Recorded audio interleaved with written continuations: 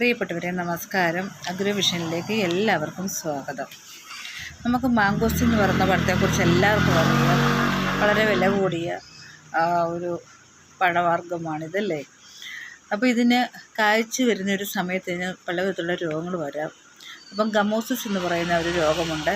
തലയിൽ നിന്ന് കറ ഒലിക്കുന്ന പോലത്തെയാണ്. ഇത് രൂക്ഷമാകാതിരിക്കാൻ വേണ്ടി നമുക്ക് പല വിധത്തിലുള്ള പ്രതിവിധികളുണ്ട്. കാൽസ്യം നൈട്രേറ്റ് ഒരു 3 ഗ്രാം 1 ലിറ്റർ വെള്ളത്തിൽ കലക്കിയിട്ട് ഇലയിൽ മുഴുവൻ മരം മൊത്തം കുളിപ്പിക്കുന്ന രീതിയിൽ സ്പ്രേ ചെയ്യണം. ഇതിൻ്റെ കൂടെ ഏതെങ്കിലും അയണിക് ഏജൻ്റ് കൂടെയാണ് കൂടുതൽ സ്ഥലത്തേക്ക് സ്പ്രേ ചെയ്യും. ഇതിന് ശേഷം ഒരാഴ്ചയ്ക്ക് ശേഷം സൾഫേറ്റ് ഓഫ് പൊട്ടാഷ് ഒരു 4 ഗ്രാം 1 ലിറ്റർ വെള്ളത്തിൽ കലക്കിയിട്ട് ഇലകളിൽ മുഴുവൻ ഈ പറഞ്ഞതുപോലെ തന്നെ സ്പ്രേ ചെയ്ത് കൊടുക്കണം.